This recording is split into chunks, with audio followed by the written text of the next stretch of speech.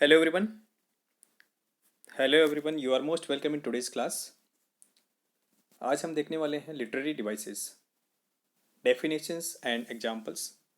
और ये video design किया गया है specially for class 10th and 12th CBSE class 10th and 12th, और स्पेशली डिज़ाइन किया गया है फॉर टर्म 1 एग्जामिनेशन। टर्म 1 में आपकी जो भी पोइम्स आने वाली हैं उसमें जो लिटरेरी डिवाइस यूज किए गए हैं स्पेशली वो इसके अंदर इंक्लूड किए गए हैं। तो अगर आप ये लिटरेरी डिवाइसेस पर कमांड कर लेते हैं तो जो आपके पोइम्स हैं टर्म 1 के सिलेबस में, उसमें जो लिटरेरी डिवाइसेस आ रही हैं उन पर आप कमांड कर सकते हैं। Let's start today's class. Literary devices which we are going to discuss today. Term 1 special literary devices. Here are 11 literary devices which we are going to discuss in today's class. Those are enjambment, assonance, alliteration, consonance, anaphora, personification, imagery, oxymoron, antithesis, simile, and metaphor. Let's start today's class. We are going to discuss these literary devices one by one. Take first literary device, that is enjambment. What is enjambment? Enjambment क्या होता है इसके बारे में हम देखते हैं. First see definition and about enjambment. Yes, when a sentence continues into two or more lines in a poem. अगर कोई सेंटेंस कंटिन्यू होता है दो या दो से ज़्यादा लाइन्स में, if any two or more then two lines remain continue, अगर दो या दो से ज़्यादा जो लाइन्स हैं पोइम में वो कंटिन्यू बनी रहती हैं विदाउट एनी पंक्चुएशन मार्क्स। दो या दो से ज़्यादा लाइन्स आती हैं, उसका मीनिंग कंटिन्यू निकल रहा है और उसमें किसी भी तरह का कोई पंक्चुएशन मार्क्स यूज़ नहीं किया गया है। पंक्चुएशन मार्क्स मतलब comma, full stop, question mark, ऐसे जो पंक्चुएशन मार्क्स हैं वो यूज़ नहीं किए गए हैं, और दो या दो से ज़्यादा लाइन्स आ रही हैं, कंटिन्यू मीनिंग दे रही है and give the continue meaning दे रही है तो उसको कहेंगे enjambment. Let's see the example. To say that for destruction ice is also great and would suffice. जो ये तीनों लाइन्स है कंटिन्यू आ रही हैं और इसमें किसी भी तरह का कोई पंक्चुएशन मार्क्स यूज़ नहीं किया गया है और कंटिन्यू मीनिंग दे रही है। तो दो या दो से ज़्यादा लाइन्स आती हैं और उनका कंटिन्यू मीनिंग निकलता है, पंक्चुएशन मार्क्स यूज नहीं किया गया है, तो वहाँ पर इंजैपमेंट होता है। जैसे ये लिया गया है ice and fire and ice poem से, जो कि है class 10th book 1 lesson 1 poem 2 में लाइन नंबर 7, 8 और 9। अब इसका अगर मीनिंग देखें हम, to say that for destruction, destroy करने के लिए, डिस्ट्रक्शन के लिए आइस जो है वो भी ग्रेट है और वो भी सफिशिएंट होगी डिस्ट्रक्शन के लिए। तो यहाँ पर तीनों लाइंस का मीनिंग कंटिन्यू निकल रहा है, यहाँ पर किसी भी तरह का कोई पंक्चुएशन मार्क्स नहीं है, इस वजह से इन लाइंस में जो लिटरेरी डिवाइस यूज किया गया है वो है enjambment. Next second literary device है assonance. What is assonance? See the definition. When any vowel sound repeats, अगर किसी पोइम में किसी लाइन में वोवेल साउंड रिपीट होता है तो वहाँ पर एजोनेंस होता है. The repetition of A vowel sound with in a sentence, एक सेंटेंस के अंदर वोवेल साउंड अगर रिपीट हो रहा है तो वहाँ पर होता है assonance. Let's see the example. Example number 1. The way A crow shook down on me. तो यहाँ पर सेकेंड वाली जो लाइन है इसमें ओ साउंड रिपीट हो रहा है, ओ साउंड प्रोमिनेंट है. शुक डाउन ऑन जिसमें अंडरलाइन कर रखी है ओ साउंड रिपीट हो रहा है, प्रोमिनेंट है, रिपीटिशन हो रहा है, इस वजह से यहाँ पर एजोनेंस है। एजोनेंस का मतलब है किसी भी लाइन में वॉवेल साउंड अगर रिपीट हो रहा है तो वहाँ पर एजोनेंस होगा। Here O sound is repeated. Example number 2, good gracious how you hop over the fields and the water too. यहाँ पर भी ओ साउंड प्रोमिनेंट है जिस पे अंडरलाइन कर रखी है। तो जहाँ पर वॉवेल साउंड रिपीटिशन हो रहा है, रिपीट हो रहा है, प्रोमिनेंट होता है, तो उस लाइन में एजोनेंस होता है। Let's see the third literary device, alliteration. What is alliteration? Alliteration का मतलब होता है the repetition of a consonant sound. Consonant sound का repetition at the start of two or more consecutive words. दो या दो से ज़्यादा वर्ड्स के स्टार्टिंग जो साउंड होता है वो अगर कॉन्सोनेंट साउंड होता है तो वहाँ पर एलिट्रेशन होता है। When any consonant sound repeats, अगर कोई कॉन्सोनेंट साउंड रिपीट होता है तो वहाँ पर एलिट्रेशन होता है। Consonant sound comes in the starting of two or more then two words. तो इसका मतलब क्या है, अगर कोई लाइन है उसके अंदर दो या दो से ज़्यादा वर्ड्स का स्टार्टिंग साउंड अगर कॉन्सोनेंट साउंड होता है तो वहाँ पर होता है alliteration. Let's see the example. Example number 1, has given my heart a change of mood and saved some part। तो यहाँ पर इस लाइन में ह साउंड आ रहा है, रिपीट हो रहा है, एच साउंड, और यहाँ पर स साउंड रिपीट हो रहा है, सेव्ड सम, और यहाँ पर हैज हार्ट। तो किसी भी लाइन में दो या दो से ज़्यादा वर्ड्स में का स्टार्टिंग साउंड अगर कॉन्सोनेंट साउंड है तो वहाँ पर एलिट्रेशन होगा। Next, consonance. What is consonance? Repetition of A consonant sound in a particular line. किसी पोएम के पर्टिकुलर लाइन में कॉन्सोनेंट साउंड रिपीट हो रहा है तो वहाँ पर होता है कॉन्सोनेंस। अब वो कॉन्सोनेंट जो साउंड है वो कहीं पे भी आ सकता है, एनीवेयर, इन स्टार्टिंग, मिडिल और एंड ऑफ द वर्ड और line.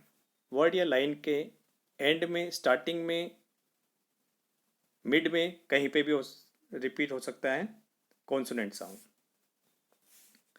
Let's see the example. He stalks in his vivid strips. तो इस लाइन में एस या स साउंड रिपीट हो रहा है जो कि अंडरलाइन कर रखा है, S S, stocks, his, strips. तो यहाँ पर स साउंड प्रोमिनेंट है तो इस वजह से यहाँ पर कॉन्सोनेंस है। Now the confusion creates that what is the difference between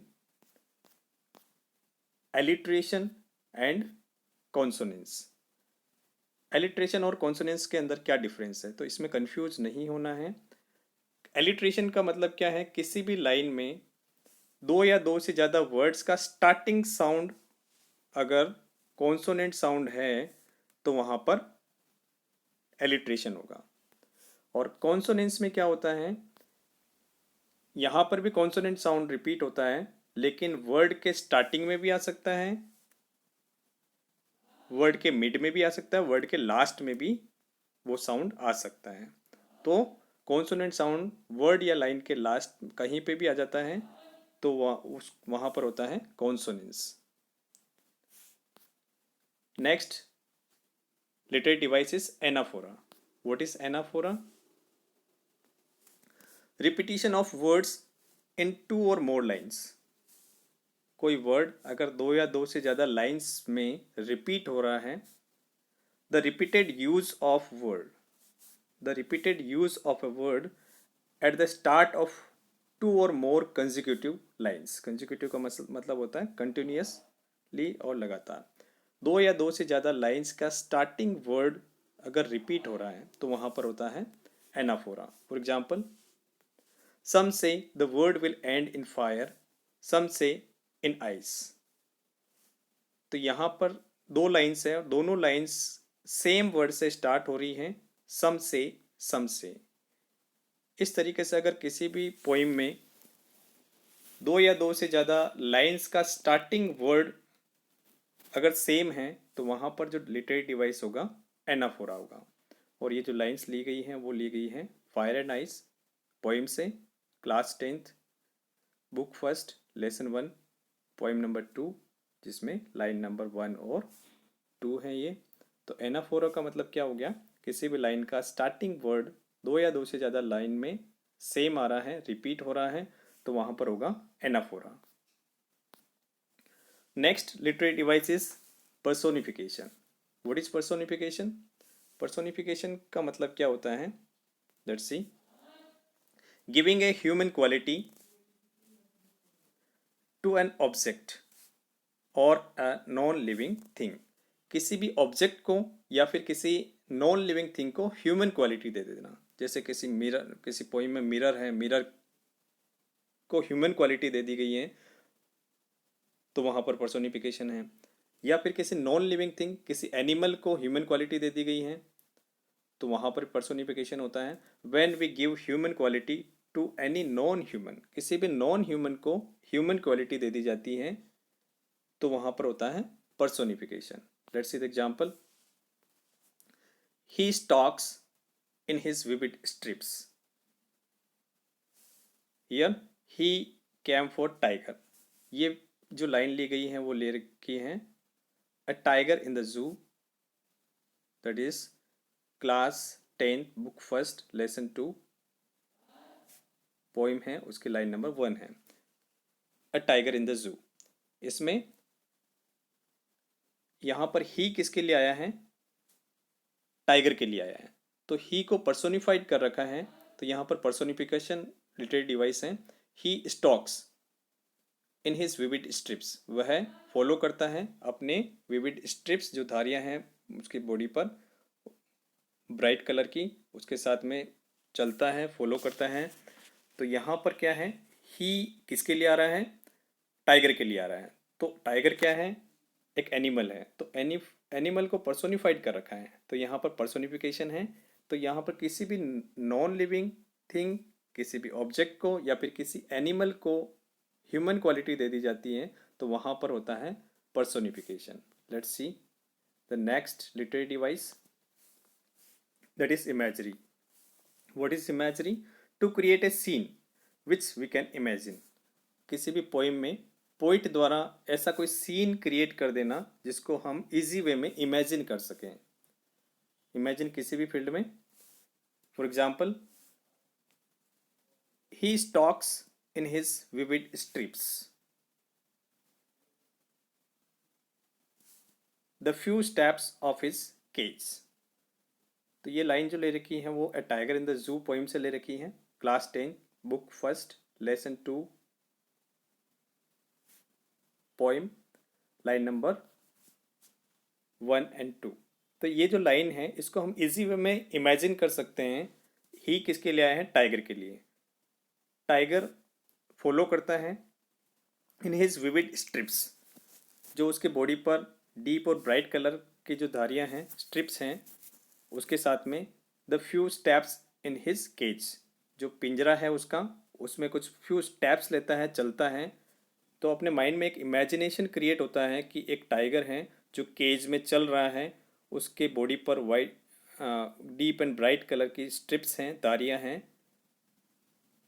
पिंजरे के अंदर घूम रहा है। तो ये एक इमेजिनेशन क्रिएट हो गया है। तो किस पोइम के अंदर कोई लाइन अगर ये शो करती है जिसमें इजी वे में इमेजिनेशन क्रिएट हो सकता है तो उस लाइन में क्या होगा, imagery. Next literary device is oxymoron. What is oxymoron? Adjective used in a sentence which is opposite in meaning. अगर किसी पोइम की किसी लाइन में वर्ड्स यूज कर रखे हैं जो कि अपोजिट इन मीनिंग होते हैं, और वो कौन से वर्ड होंगे, एडजेक्टिव होंगे। एडजेक्टिव किसको कहते हैं, that tells the quality of any noun and pronoun. Noun और प्रोनाउन की क्वालिटी बताने वाले वर्ड्स को कहते हैं एडजेक्टिव। कोई वर्ड आ रहे हैं, टू वर्ड्स जो अपोजिट शो करते हैं, जो कि नॉट एग्जैक्ट अपोजिट, जो इसे हम अपोजिट वर्ड यूज करते हैं, एंटोनिम्स यूज करते हैं, एग्जैक्टली नहीं होते हैं लेकिन वो लगभग अपोजिट वर्ड शो करते हैं, तो वहां पर क्या करेंगे, क्या होता है ऑक्सीमोरन। जैसे on pads of velvet quiet in his quiet rage, these lines have been taken from A Tiger in the Zoo poem, class 10th book first, lesson 2, poem, line number 4। अब यहाँ पर ये जो लाइन है ये वाली, इसमें क्वाइट रेज वर्ड आ रहा है। अब क्वाइट एंड रेज ये दोनों अपोजिट वर्ड है। अब रेज का मतलब क्या होता है, अनकंट्रोलेबल एंगर, जिसको कंट्रोल नहीं किया जा सकता है, जिस एंगर को, उसके लिए आया है रेज। गुस्सा और क्वाइट मतलब होता है शांत रहना। तब ये दोनों वर्ड एग्जैक्ट अपोजिट नहीं है लेकिन लगभग अपोजिट ही शो हो रहे हैं कि एक तो शांत है और गुस्सा भी आ रहा है, तो ये दोनों कैसा हो सकता है साथ में। तो अगर किसी पोइम की लाइन में ऐसा शो हो रहा है जो लगभग अपोजिट वर्ड शो करते हैं तो वहाँ पर ऑक्सीमोरन होगा। ठीक है, इसी से सिमिलर एक और लिटरेरी डिवाइस है, दैट इज एंटीथेसिस। अब दोनों में अगर आपको डिफरेंस क्रिएट करते हैं अपन, दोनों का अलग अलग देखेंगे तो आपको एकदम क्लियर समझ में आ जाएगा कि एंटीथेसिस क्या होता है और ऑक्सीमोरन क्या है। तो let's see what is antithesis. Antithesis, anti एक नेगेटिव प्रीफिक्स है। एंटी मतलब होता है अपोजिट या विपरीत।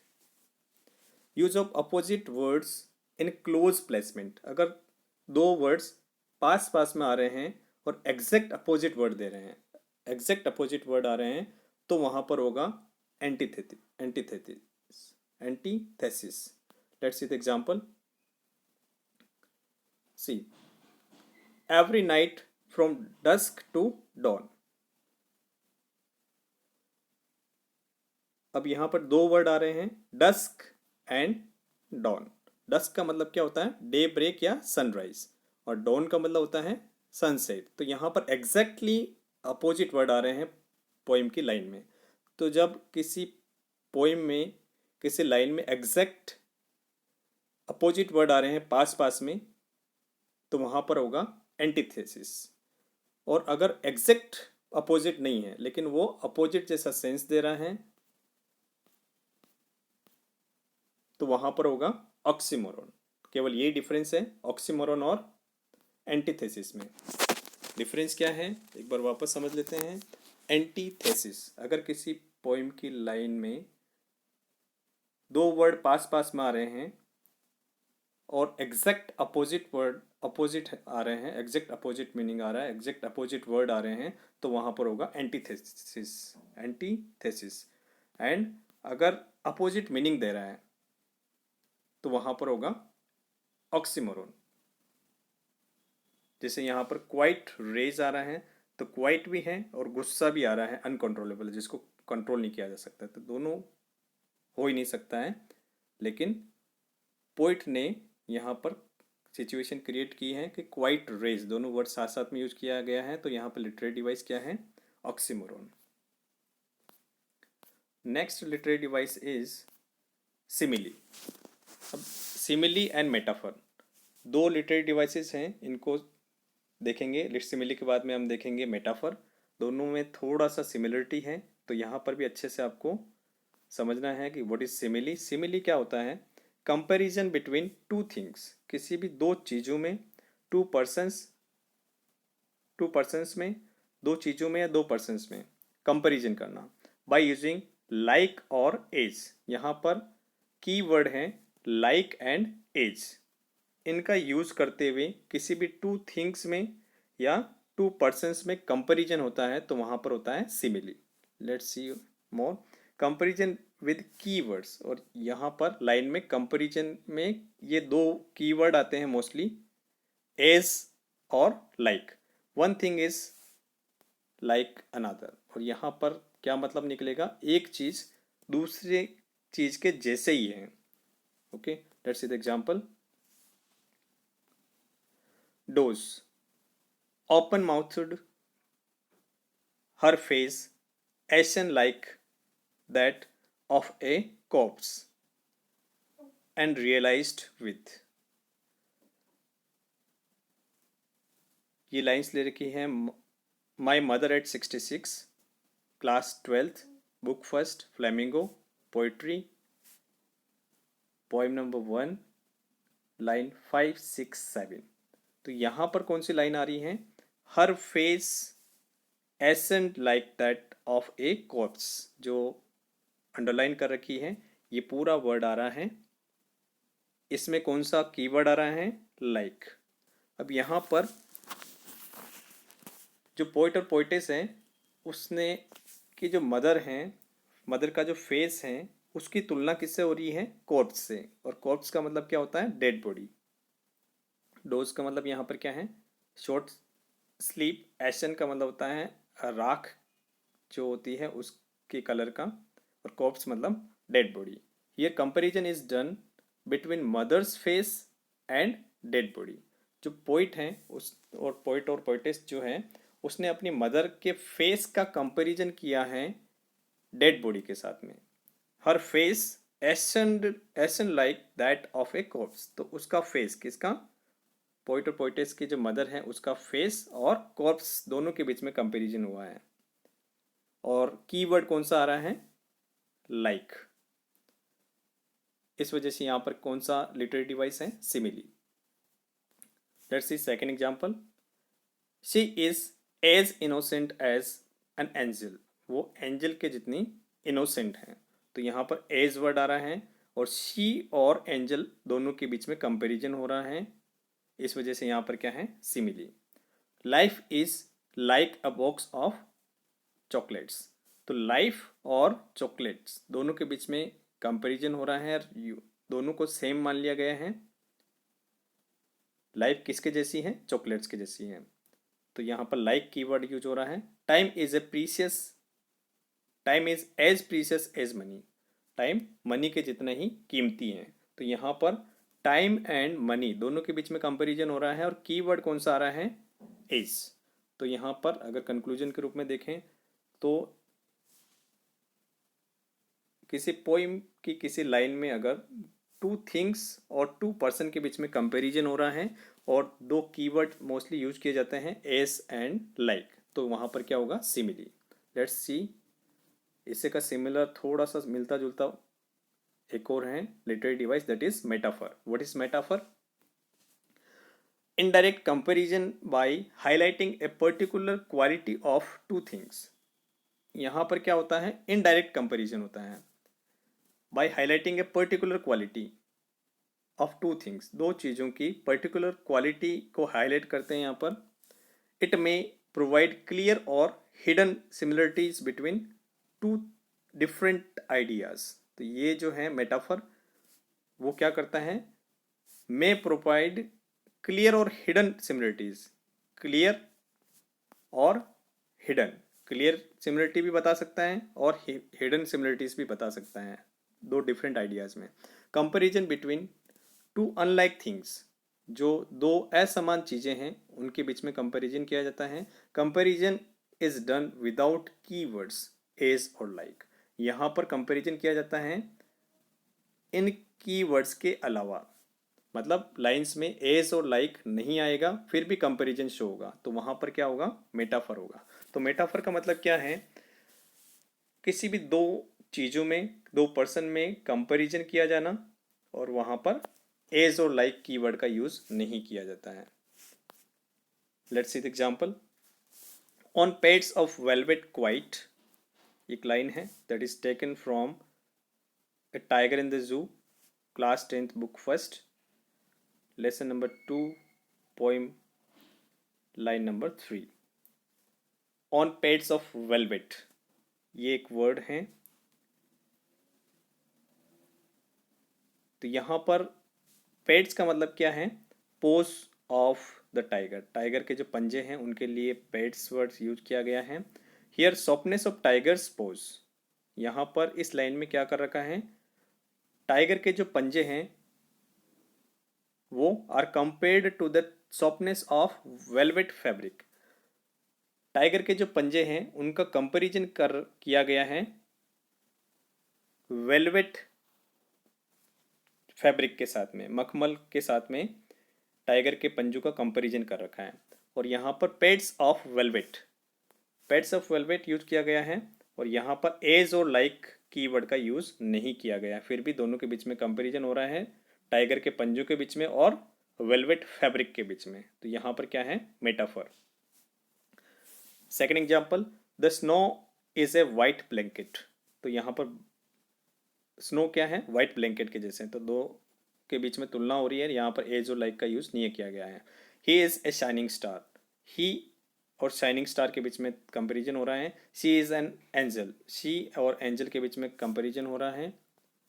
My life is an open book, my life और ओपन बुक दोनों के बीच में कंपैरिजन है। टाइम इज मनी, टाइम क्या है, मनी के जैसे है। तो यहाँ पर क्या है, कंक्लूजन के रूप में हम देखें तो मेटाफर मतलब क्या होता है, टू थिंग्स और टू पर्सन के बीच में कंपैरिजन होगा, इनडायरेक्ट कंपैरिजन, जहाँ पर keyword as or like use नहीं किया जाता है।